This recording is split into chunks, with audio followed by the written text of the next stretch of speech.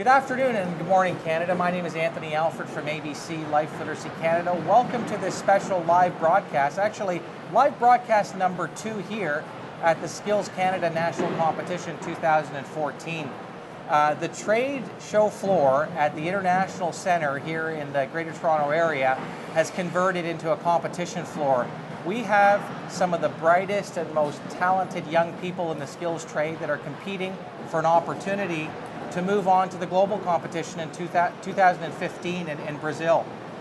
So we've got a fascinating lineup of guests on this show number 2. Just to sort of take you through some of our guests, Kaylin Mack will be joining us on the program.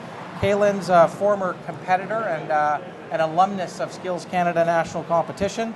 We'll be meeting Larry Can. Larry Can is also one of the special partners here as part of the Skills Canada competition for 2014. For you followers of television, television personality Mag Ruffman will join us as well too over this program. Claire Hall from Advancing Workplace Learning and Michael Battier from ACON, who's an industry trainer, will also be joining us for the program. And we're delighted as well too to have an employer, Jason Rodriguez, a technical trainer with Audi, will be joining us on the program. And welcome to you. We've got close to 100 locations across Canada registered for this special broadcast, so we're just delighted to have you here. And we're also delighted to have here our 2 special guests off the top. We have Donovan Elliott, who's the board chair for Skills Canada, and Gillian Mason, the president of ABC Life Literacy Canada. Thank you both for joining us. Good morning and afternoon. Good morning and afternoon.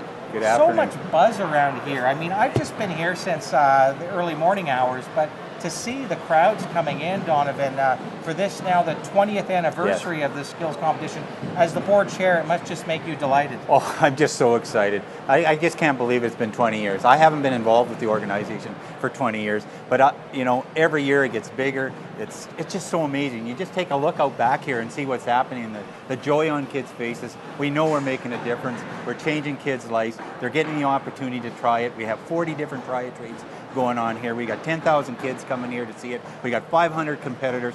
We touch about 350,000 kids a year moving the skills movement across Canada. It's just great to be part of this organization. Oh, tons of energy here for sure, Donovan.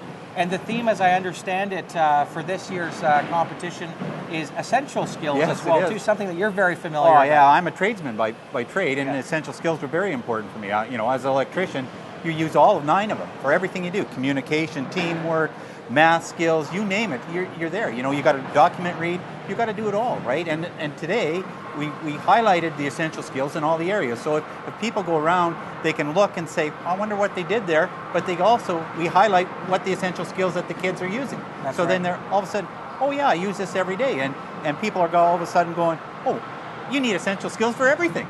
Yeah, and that's absolutely. the truth. Not only the skills trades, but you need it for everything. Essential skills, everything in your life. And Gillian, as president of ABC Life Literacy Canada, you must be just delighted that there's a partnership here with this wonderful event, because the business success, of course, for employers as they think about their essential skills and employees themselves, it's tremendously important. Indeed it is. This 20th anniversary, we're delighted to be here. Thank you. This is a wonderful opportunity for us to see firsthand the way in which literacy and essential skills is actually a part of every one of the trades that we're looking at, whether we're looking at baking or machinery. I was talking to a couple of the carpenters. I said, do you guys still use measuring tapes? They said, you bet we do. But then the guys in machining said, we use a micrometer. So they're using different ways of measuring. Over in the culinary arts, there they are doing weights and measures.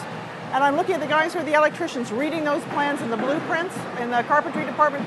So we see that there, and we know it transfers to everything else in their lives as well. So it's all part of lifelong learning as well as your profession. And Gillian, another question for you. Let's put that into context, right? When you think of, there was a PAC study that was done in fall of 2013.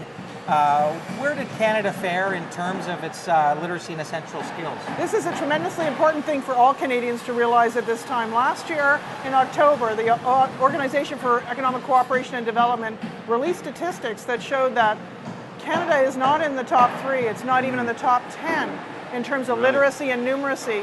And if we are going to achieve the kind of competitive position in the world economy that we are ambitious enough for, we've got to get better at that. And that's all going to come in literacy and essential skills training for adults at all stages of their lives. Absolutely. I know there's a recent article in Canadian Business Magazine which actually just talks to that. So for the viewers at home, if you get a chance to pick up the most recent article in Canadian Business, you'll see what Jillian just very mentioned about the importance of skills unlocking sort of business success.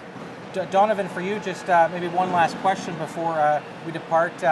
That importance of competitiveness for a more competitive Canada, those essential skills pieces and some of the great things that are going on right behind us with these great youth, that is so critical to the competitiveness of Canada. Yes, it is. You know, I've been involved in several world competitions already, and if we want to get to the level to meet the world standards, because as you know, a lot of businesses that are even in Canada are globally, right? So we have to get involved. We have to be globally, so we have to challenge them to get to a standard that they can compete at a level that all other countries, like we go to Worlds, there's probably 70, 80 countries that are competing at Worlds in Brazil coming up. So, you know, you've got to get to those skills levels where you can compete at a national level.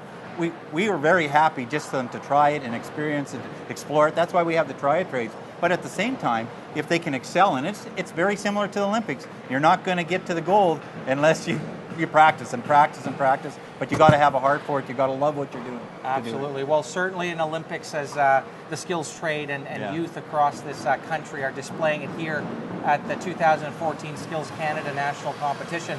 Thank you both for joining us.